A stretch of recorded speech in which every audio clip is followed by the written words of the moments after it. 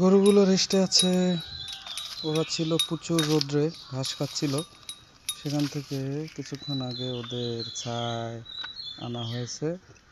ওরা উত্তপ্ত অবস্থায় আছে বর্তমানে। এই অবস্থায় গোসল করা উচিত না, ঠান্ডা হলে তারপর অল্প পানি দিয়ে গোসল করানো উচিত।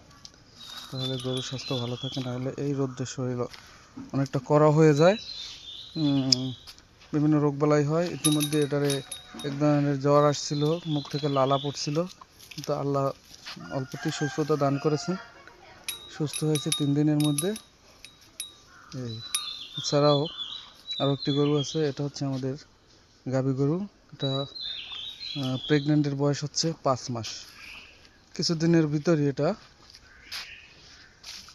কিছুদিন না, এখন 3-4 মাস পর এটা বাচ্চা দেবে। তারপর 2টা গরু থেকে আমাদের গরু হবে 3টি। সবাইকে ধন্যবাদ।